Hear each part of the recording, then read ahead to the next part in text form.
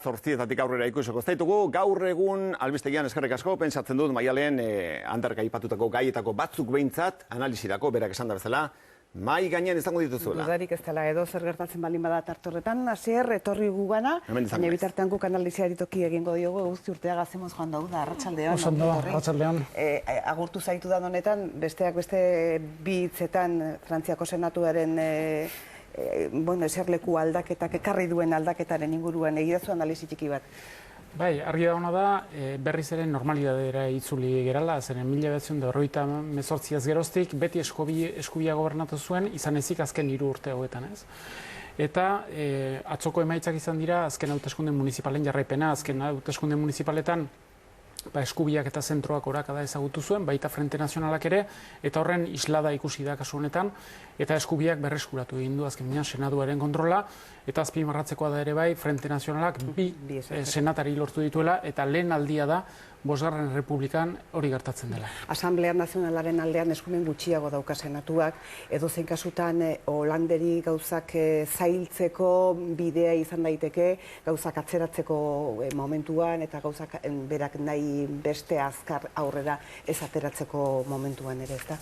Bai, esan duzu bezala, lehen ondorioa da, obstrukziorako edo oztopoak jartzerako posibilitatea daukala eskubiak, eta orduan, hainbat lege proiektu iraun dezakete hainbat denbora, eta beste ondorioa, eta agian garrantzitsuagoa da, konstituzioa aldatu nahi badute, edo reforma garrantzitsuak aurrera atera nahi badituzte, akordioa behar da, bai Asamblea Nazionalena eta bai Senatuarena, ez? Eta horrek dakar, azken finean, proiektu horiek bertan bera geratuko direla, ez badira akordio batera iristen alderdi ezberdinen artean. Eta momentuz ez dirudi eskuina, zentro eskuina, Holanderi akordioak erraztearen alde dagoenik momentuz behitzen. Ez, gainera, Holandera bat erreta dago, alderdi sozialista oso egoera larrian dago, bere baitan baduka oposizio nahiko fuerte bat, eta horrez gain, kontutan izan behar da, hurrengo 2005an hauteskundea daudela. Kantonamentu eta erregionalak, eta hemen 2 urte dira presidentzialak. Hauteskunde kanpaina martxan dagoela. Begoña Arrasti, arratsaldeon, ongi etorri, eta espero dut oso ondo pasako zenula, eta ederra izan dela. Bai, ederra. Ander Iturriotz, arratsaldeon ongi etorri gauza bera pentsatzen dut zuk ere uda ederra pasako zenula, eta ondo egongo zaretela. Hirurok, entzun zazue Mariano Rajoy. Hauxe esan du gaur, premiaz Espainiako gobernua bildu, ostean berak pertsonalki egin duen agerraldian.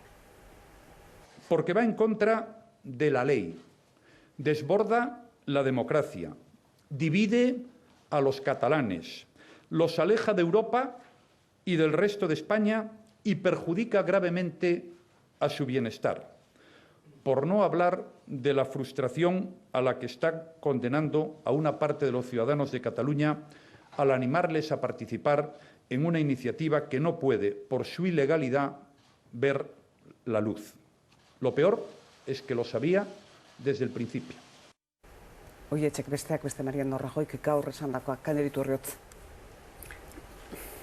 Nork esan ditu, Rajoyk edo txontxongilo batek edo niri irudiek ez neuzkan ikusita guantxe ikusi ditut, eta benetan tristeak iruditu zaizkit, oso tristeak, esan nahi dut ez dago ezer gidoi bat eduki dute berdin, eta ez du ezer aurreratu. Behin eta berriro errepikatu eta gizon honei gertatzen da, ez dagoela errealitatean, eta ez dakiela mundua eta zehazki Europa nun ari den mugitzen eta Kataluniaz norantz ari den mugitzen, eta Euskal Herria ere agian mugi dakiokela, ez da? Ez du ezer ikusten, beti bizi da odei batean bezala, eta momenturen batean konturatuko da galtzaile ateratzeko arriskua handia daukala, ez da? Ez dakit analizitan hasi behar dugun, baina nik uste dut Eskoziarekin hasi beharko inake, eta Eskozian gauzak oso argi agertu dira, esan nahi dut, batetik Britainia Handiko gobernua garen hitzetan entzun dugu lau nazioen elkartea, lau nazio aipatu ditu, ematen du Mariano Rajoyk hortaz ez dakiela ezer, ez duela ezer jakin nahi, nazioak gainera etorriko zaizkion arte, ezta?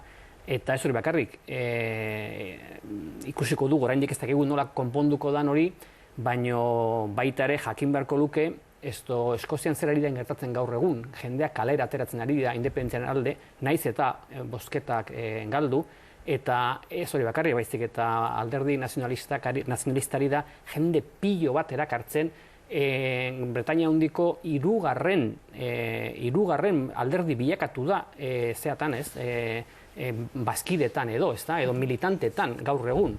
Eta honek, esan dut, honek erakusten du, prozesu hauek ez dira amaitzen. Ez da hauteskunde bat galduta ere, ez da. Hori ikusi nahi ez duenak, azkenean ikusi beharko du edo ikustarazi beharko dizkiote. Europan gauza horiek mai gainean daude, eta Katalunia hor dabil. Eta Rajoyk, edo ez da Rajoy, Espainiako aparato politikoak eta oroar estatu aparato guztiek berriro ere autarkia kultural edo iritzi mailako itxitura batean daudela ikusi dugu, eta hori frankismoa zen. Eta ez dira konturatzen frankismoa amaitu zela. Ezin dela horrela bizi. Edozein kasutan, premiaz bilduta Espainiako gobernua, premiaz kalderatu da Rajoy bera, eta premiaz hemendik 10 minutura bilduko da Espainiako auzitegi konstituzionala, estatuko abogatuak dagoeneko eraman dizkion bi helegiteak aztertzera presa handia auzitegi konstituzionalak ere. Aipatu ditugu beste gai zenbait lehenago abortuarena dela edo beste zenbaitzuk. Honekin presioak ere bai agian. Presioak eta, presa, nik uste dut, sorpresa ez dela izan, inorentzako, ez? Azken batean hemen dagoena da txoke bat. Eta txoke hori gertatuko da, ez? Gehoia ondorioak ez dakitzen txoke izango dien, seguro onak ez.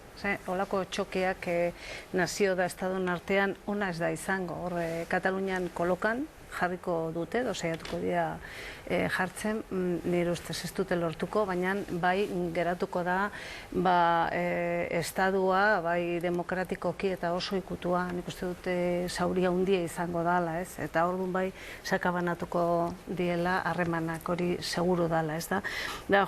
Beste aldetik judializazioa, gurekin ere aplikatu zuten, ez? Oin dela urte batzuk, hori da azken baten hemen dagoena da ez dute nahi, zentralismo ultranazionalista horrek ez du nahi, nazioen garapena edo are gehiago esango nuke, jendearen hiritarron iritzia kasu honetan erabakitze eskubidea, baina bardin beste batzuk ez, azken baten demokrazia sakontzeko olakoa kontuan hartu behar dira, ez bakarrik independentzia kasuetan, baina hauek bakigu ze nolako demokrazia taila duten, ez, PPkoek da, baina, nire ustez argudio oso pobreak izan dira, ez, frustrazioa, zatiketa, eta gero zer esaten zu, lege eskubide gainetik da, ezken nire ustez eskubideak legen gainetik egon behar dira ere, claro, diktaduretan ere legeak egiten dira, ez, baina lege haukei ez dira legalidadepean egongo dira, baina legitimak ez dira, ez, eta orduan herri o pertsonen eskubiden kontra doazen legeak ez dira legitimak edo legitimidade hori ez dute, da kolokan dagoena da Katalunian, Euskadin, Eskozian, ez da munduan da mugimendu martxan dauden edo gauden nazio hauetan hori gertatzen ari. Eguzki? Nik azpimarratu nahi nuke, ze abiadura hundian egin duten prozedura osoa, ez? Azken finean atzo bertan, igandea izanik, Estatu Kontseilua batzen da, hau batez, ordu baten buruan, erabakitzen du, errefusatu egin behar direla, bai legea eta bai dekretoa, gaur bertan Zoizko Kontseilu Ministroa batzen da, 12 erditan bukatzen du, eta ordu batean, alegia ordu erdi beranduago Estatuaren abogaduak presentatzen ditu rekurtsoak Tribunal Konstituzionalean, eta Tribunal Konstituzionala gaur bertan batuko da, eta ebazpena segurazki hartuko du, ez? Goratu nahi nuke adibidez, Kataluniako estatuta den inguruko ebazpena hartzeko 4 urte behar izan zituela Tribunal Konstituzionala. Galegia, nahi duelarik gauzak oso azkardoaz, luzatu nahi duelarik eta denbora irabazi nahi duelarik, gauzak askoz gehiago luzatu egiten dira, ez? Aurre ikusita zegoen azken finean hori, anuntziatu zuen gobernuak berak, eta argi dagona da, dena prestatuta zeukatela hori lehen bailen egin alizateko. Zergatik denbora importantea da, dekretua eta legea onartu ezkero kanpaina abian hasten zalako. Eta horri izugarrizko beldurra diote, zenen azken finean trenak abiadura hartzen badu, Katalunian, jada hartuta dauka, baina areta gehiago, gelditzea areta zailagoa da, eta gelditzeko azken binean izugarrizko indarra eta indarremana sortu behar da, ez? Edozein kasutan Katalunian erabaki duten momentuz jarraitzea. Hori da, Etorri dakizkiek dana gelditzeko aginduak, baina momentuz Masek bere liburu zuria aurkezteko asmoa du, eta aurretik ikusitako guztiak jarraitzeko asmoa dute. Hori da, eta RC-ek ere esan du prest egola Konzentrazio Nazionaleko gobernu bat sortzea beti ere bermatzeko konsulta egingo zela. Orduan, hori aurrera eramaten badute, ze posibilitate dauka azken finean gobernu zentralak? Badauka, Konstituzioaren 155. artikuluak esaten du autonomia suspenditu egin dezakela. Eta prebarikazioagatik eta sesezioagatik masbera inputatu daitekela eta judizia. Baina horrek... Alfonso Alonso gaur nolabait esan du, ez da, legea betetzen ez duenarentzat ondorio larriak daudela. Baina hori da ahuldade politikoaren seinale. Alegia, justiziari dei egin behar diozularik behin eta berriro arazo politikoa konpontzeko horrek esan nahi du politikoki zure oinarriak eta legitimitatea oso ahula dela, ez? Eta hori kontua izango da, norarte gaur bertan Rajoyk egin duen diskursoan egonda zati bat izan dena irmotasunarena eta esanez legea aplikatuko da eta konstituzioak ez du aurre ikusten, baina egonda bigarren atal bat. Non esan duen, eskua irikita daukala eta prest dagoela hitz egiteko, negoziatzeko besteak beste, azken bilera egin zutelarik Masek eta Rajoyk 23 puntu izan ziren. Atzera buelta baduela egoera honek. Hori da, ez, baina kontua da orain berandu dela. Alegia, hori bazaukan posibilitatea, prozesu hau aspaldiko hilabete eta urteetan martxan ari da. Orduan, kontua da zergatik, aldez aurretik ez dituen aprobetxatu, presentatu zaizkion aukerak, hakeino batzuk egiteko, gesto batzuk egiteko, arazo politiko honi aterabide bat emateko, egin batean behintzat, ez du egin. Eta orduan iritsia momentuan, non tensionamentu egoera oso handia da. Zergatik ez du egin? Nik uste dut ez duela egin, ez duelako ikusi arazo politiko bat. Ez duelako ikusi nahi arazo politikoa daukala. Ez duelako ikusi nahi? Ikusi nahi. Ez du ikusi nahi, lehen esan dudan, errealitatean nun dagoen. Eta naiz eta jakin azkenean zera arazo politiko hori enkizatu egingo zaion, Rajoyk nik ez dakit Arriolaren aholkuz edo bere horrelako erabaki asko hartu ditu eta prozesua usteltzen edo utzi du, ez da hor zerbitzu sekretuak erabili ditu, bere hipotesia izango zen azkenean ziu sartuko zela pixka bat arrazoitan, haustura bat egongo zela ziu eta Esquerra Republikaren artean, eta pixka bat hori saiatu dira mikazten Pujolen afera bete-betean hor sartu da, hori izan da. Gaur bertan beste informazio batzuk ere badaude Mas eta Pujolen familia arteko batzuk lietxestein. Baina horiek dira azkeneko errekursoak makiabelikoak, baina erakutsi egiten duten, eta gainera beraien kontrakoa zen, eta horri tiraka hasi ezkero, transizio guzia jarriko litzateke zalantzatan, eta hori ere ez duten neurtu.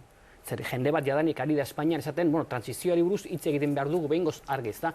Baina berdin die, arazoa da daukatena, Espainia bat eta hundia eta batua, ezta? Hori behin eta berriro errepikatzen dute, ezta? Eta orduan, hortik aparte, lehen esan du politikoki ahulduta daude, ez dira politikatan sartu.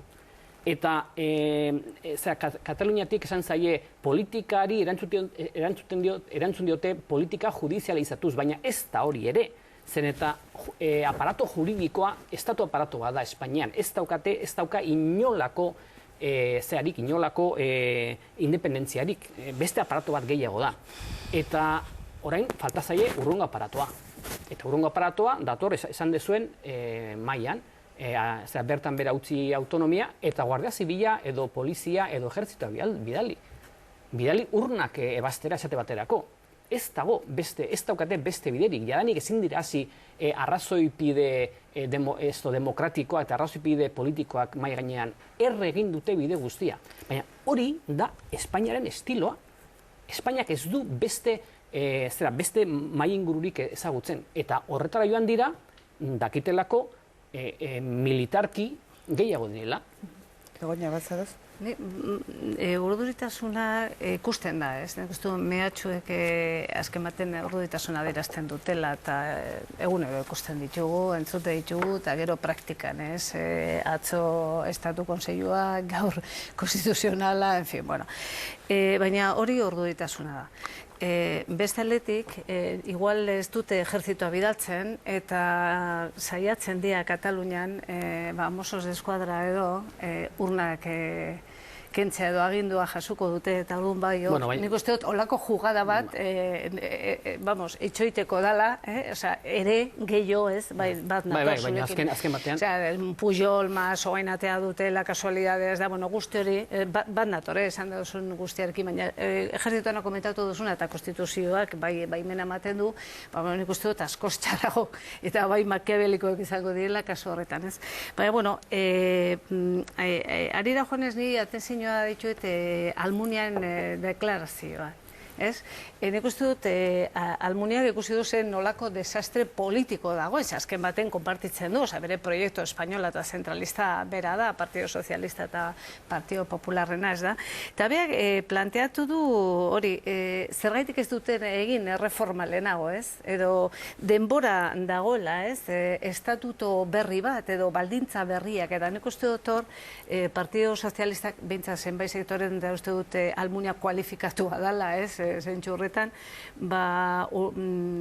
ikusi duela, ez da, hemen komentatzen ari garen desastre politiko hori estaduan. Baina hor kontua da, Partido Socialista espainola dela ere.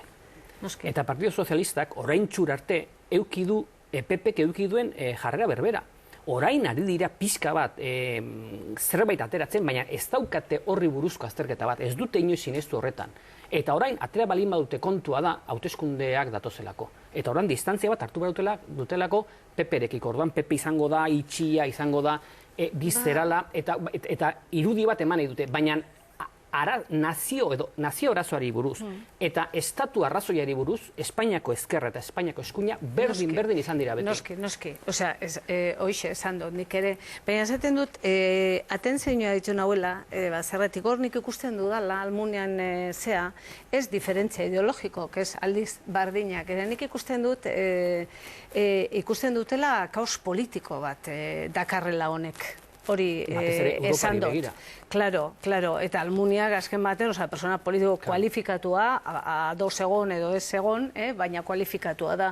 Zentxorretan ikusi du, zen nolako kaosa ekartzen duen honek. Eta segurazki askok, eta hemen komentau dugu besteetan, igual espero gerun hasieran ez, estatutu berri bat, ez dakize gauzatxu bat, konbenio moduko eta dakize, finanziazioa, eta, komentau da mai honetan, esan da, agian nolan ez ahultzen zan mugimendu soberanista hori, ez? Baina, egin dute kontrakoa egin dute, ez? Baina horregatik, nik uste, hor Partido Socialistan behintzat zenbait burutan, ez, keska hundi hori dago, porque azken baten ez da konpartidu proiektu, bera, eta segurazti, ahuldu nahi zutela. Kontratu proiektu federalista, ari dela behin eta berriro ateratzen, eta inorkestaki horrek zezuntz daukan, ez dauka ezer.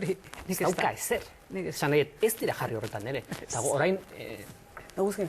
Bai, diferentziak, matizak egon daitezke diskurso aldetik, forma aldetik, ez? Bere garaian Zapateroekin esaten zen beste talante bat zeukala, ez? Naiz eta funtsezko gaietan eta estatu gaietan antzeko posizionamendu euki, ez? Hor badago kalendario kontu bat, eta da, bai Europari lotua eta bai batez ere nazioarte mailan gertatzen dena. Alegia hor ikusi da Eskozian posibilitatea egon dela bi gobernuak elkarrekin negoziatu egin dituzte erreferendumaren modalitateak, kanpaina oso garbia izan da, noiz eta azken bi asteak gogorragoak izan, eta erabaki bat egon da, eta dena normaltasun demokratiko osoz joan da, ez? Orduan, hori hain denbora gutxian izanik eta egoerak nahiko antzekoak izanik, horrek ere atentzioa deitzen dio Europako bai instituzioei eta Europako gainontzeko alderdiei ere, esanez, badago posibilitatea gauzak beste modu batera egiteko, eta Eskoziako kasua hor dago froga gisa, ez? Orduan, Rajoy gehiegi tematzen bada, eta nire ustez berak egin duen diskursoa malguagoa bigarren zati horretan, ez da sinesten duelako eta pentsatzen duelako azken finean gauza aldatu daitekela, bideratu daitekela, baizik eta da nazioarteari begira, pixka bat, estadu gizon itxura bat emateko eta malgutasun itxura bat eman alizateko, ez? Dialogatzeko eta eztabaidatzeko prest dagola, maiz eta funtsean ez daukan inungo intentziorik, ez? Baina, uste dut, nazioarteko presioak geroz eta pixu gehiago euki dezakela, batez ere egoera mikazten bada, kaltetzen bada, eta enfrentamentu politiko eta zibila benetan oso larria izaten bada, Europatik momentuatik gore esango diote, bueno, konpondu zazu hau, ez? 10 minutu geratzen zaigu gurea amaitzeko, eta Eskoziari begiratuta eta Kataluniari begiratuta, bueno, oso erraza da Euskal Herriari ere begiratzea, ez da? Adibidez, burura datozkit, asteburu honetan igandean bertan Euskal Herri Jeltzaleak alderdi egunean esandakoak, eta baita politika orokorreko osteguneko plenoan esandakoak ere, baina atzokoak azpimarratzearren Euskal Herri Jeltzaleak subirautzerako Euskal Bidearen apustuari tinko eutsiko omen dio, edozein kasutan Joseba Egibarrek esan zuen piano. Bai, horrek dena esan nahi du. Azken finean, badauka kontra esan bat PNV-ek, eta da alde batetik sozio preferente bezala aukeratu du Alderdi Sozialista, bigarren urtetik landa presupuestoak aurrera ateratzeko, bai Eusko Jaurlaritzan, baita diputazio batzuetan eta udal batzuetan, pakto fiskala ere badaukate horien artean, eta orduan hori berretxe egin du parlamentuan egontzen plenoan, azken finean Urkulluk esan zuen, jarraitu nahi zuela aliantza horrekin. Kontua da nola konziliatu hori bide soberanistarekin. Horrek suposatuko luke alde batetik PNV-ek EH Bildurekin akordioa egiteko, eta EH Bilduk esan dio presegoela presupuestoak eztabaidatzeko eta negoziatzeko. Eta ez aldetik, suposatzen du, askoz ere jarrera rupturistagoa mantentzea gobernu zentralarekin eta posizionamentu hori gogortzeko. Orduan, biak konziliatu alizateko, azken finean denborarekin jokatzen. Alegia, hor dago autogobernuko ponentzia hitz egiteko, jendea etorrarazteko, baina emaitza ez da aterako 2015 edo 2016 aurretik, eta bitartean paktatzea Alderdi Sozialistarekin aurrekontuak ateratzeko. Orduan, hor ikusi da, azken hauetan PNV-ren bizefalia, ez? Alde batetik, plenoan eukiduen diskursoa, oso pragmatikoa, paktoa Alderdi Sozialistarekin egitearen aldekoa, gai sozioekonomikoak zentraltasuna edukiz, eta gero bere alderdien egunean, hor askoz ere diskurso soberanistagoa eta gehiago bere basei norabidetua. Orduan, beti pixka bat bi estrategia, bi ildoiek une berean lantzen ditu, baina ekuazioa zaila da batez ere mugimendu soberanista Katalunian eta Hego Euskal Herrian asko indartzen bada, eta presioa gerozta handiagoa izaten bada. Begoña, ez nuela ikusi duzu? Zuk sinisten duzu piano horretan, piano egingo ditula gauzak Euskal Herri Jeltzaleak? Ez dakiz zentzutan esan duen Egibarrekore piano, nik ez da piano edo harin. Baina asuntoa da, prozesua ezin dela eten. Nire ustez, bestela, orduan bai, bankasartzen dugula historikoki eta Euskalo zenbat urtetan, barriz hemen mugimendurik ez dela egongo, ez? Nik uste, aprobetxa behar dela momentua, eta aprobetxa behar da Katalunia, Eskozia, eta zen hor dugun momento, Europa mailan. Da uko egin gabe, alde batetik bada legalidadea, eta legalidadea aprobetxatzea beti ondoriutu zait, esaten dut, beti mekanismo batzu, saiatu. Baina, klaro, Euskal Subiretasuna lortzea, bai, baina galdera da zelan, ez? Eta estatus juridiko berri bat, eta lehendakaria gobernuaren partetik saiatuko da egiten. Baina ni uste dut bide itxi batera heldu garela, ez? Heldu ginen bezala aurreko legealditan. Orduan, zentzu horretan, praktika edo praxis dezen zeo zer lortze badau, baina azkenean helduko gara momentu batera, eta nik uste dut momentu hori zenbat eta hurbilago dago ja, ez? Atxoke bat, ere, hemen, porque eske ja dago, Katalunian egongo da, horrek ez duzu urruti ikusten orduan, ez? Ez dut, karo, gertatzen dana, hemen badugula ahultasun bat, nire ustez. Esate du, Katalunian ikusi dugu zelan gizarte zibila mobilizatu da, eta zelan hor, egon dala, adostasun bat, adostasun nazionala, siglak, eta ikusten dut, hemen ez dala heldu momentua. Eta hor bai, zalantza handia ditut, ia noiz helduko da momentu hori, claro, efectivamente, zentralista den alderdi batekin, bai, negozia dezakezu, aurrekontu batzuk, o ez dakize azpiegitura importante bat, baina azken baten ezin duzu negoziatu, o mucho referendum bat. Baina, claro, ikuspegi nazional kontrakoak dituzte. Bi horiek, beraz hor, ez dut ikusten bidea. Nik bidea ikusten dut abertzalen arteko bidea. Ikusten dut, nik bakarra ikusten dut. Orduan, claro, uste dut hor falta dela, ez? Bueno, normaltasun politikoa ere, parlamenton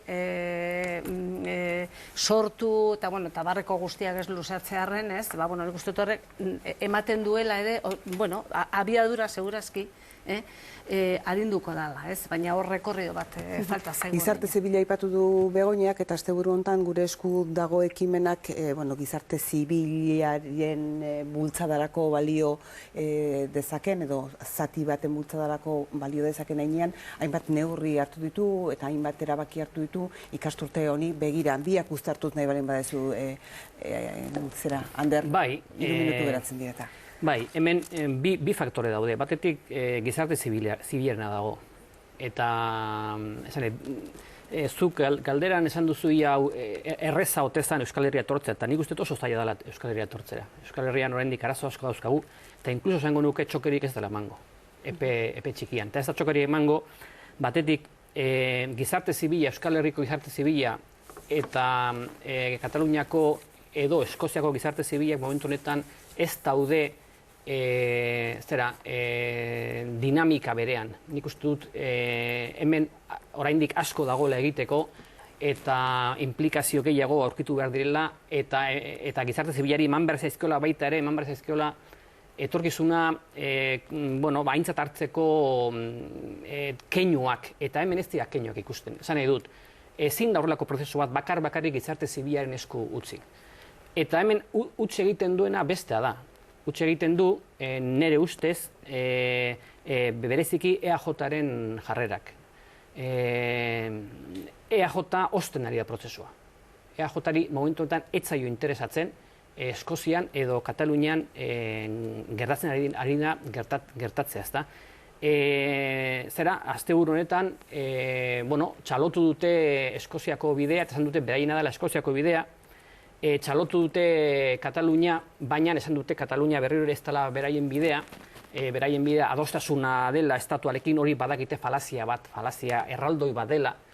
Baina gero, bapatean, entzute dituzu, ulertzen ez dituzun gauza batzuk, bazetatako Ortuzarren hitzetan, jadanik independentea gara, espiritualki, esaten duzu, hau zertara dator.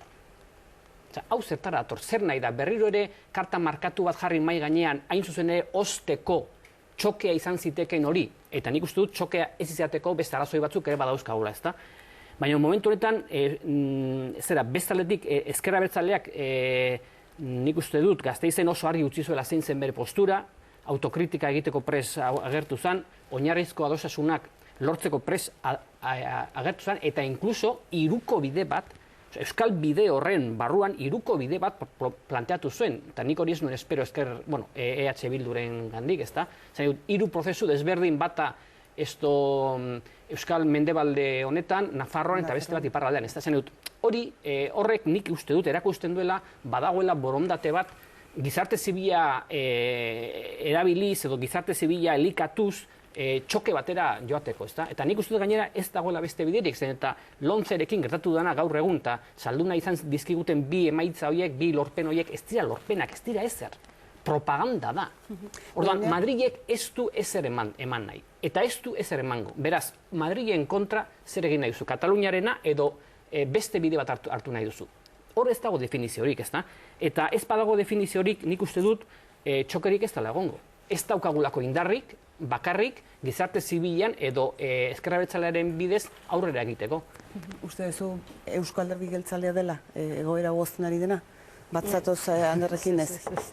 Ez, baina nik genuke jarriko, nire interpretazioa bentsat ez da bat txuria eta beste baltza. Nik uste dut Anderren hausnarketean falta dela gure historia hurbila, ez? Eta onerako, txarrerako kasu honetan, dugu historio bat, eta indarkeria hor atzean, eta indarkeria da nire ustez, dana zikindu duena, ez?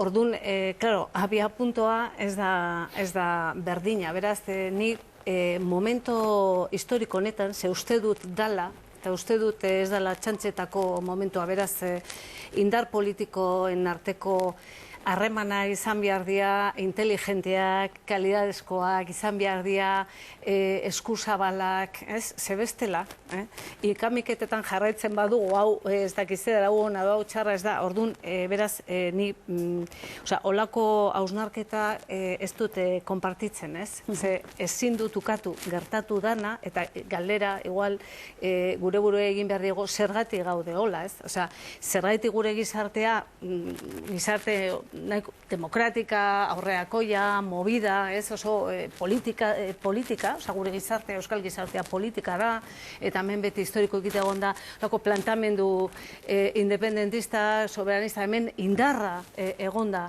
eta dago, baina zer gertatu da, ez da, eta hor duguna. Baina nahi nahiago dut, bueno, ikusi nuena, politika orokorren debate horretan ikusi nuena, ikusi nuen oso hitzak, aurrekoan, baino asko sobeak, eta ikustea, bueno, abiadurak onartzea adibidez, batasunan munduak, eta hori, orain dela urte asko defenditzen genituz, ikusten genuen, etzala, historikoki zinezko izango zala, hori oso ona da. Zan hori da hausnarketa politiko egitea. Eta zan zu pres gaude horretaz hitz hori ni postu nintzen, olakoak entzuten, bakarrik bideo hori ikusten dut, abertzalen arteko harremana. Denboraz kanpo gaudean, bere? Ez, mai honetan, uste, behin baino gehiagotan esan dut, gerratik atozela, eta hori ezin dela hain errez ahaztu, eta denbora behar dela. Eta Nafarroari begira ere, uste dut, gauzak pixkat mantxotu egin beharko liratekela. Orain, EAJaren aldetik gehiago espero nuen. Azken titular bat, denboraz kanpo. Uste dut, arazoa ez dela inbeste gizarte zibilean, uste dut, oso resilientea dela, eta borontatea daukala, eta aurrera begiratzen duela, eta arazoa gehiago izan daiteke alderdi politikoetan, zeinek ez diren jartzen gizartearen mailan, eta ez duten beharko luketen heldutasuna erakusten azkenean erronka hauei aurre egiteko. Eguzkurtea eskerrik asko gaur ere berriz ikasturte berri honetan gurekin izateagatik, baina goain arrazti eskerrik asko eta Ander Iturriotz, mila esker gurekin izateagatik. Jaun Andreok mila esker izan diguzuen arretagatik, bihar arratsaldeko 5 eta 4 hementxe izango gara zuen zain, 7 4 gutxira arte, eta gero bihar aste arte azpimarra gehiago, bihar gurekin Joseba Egibar izango da. Galdetuko diogu zer den piano.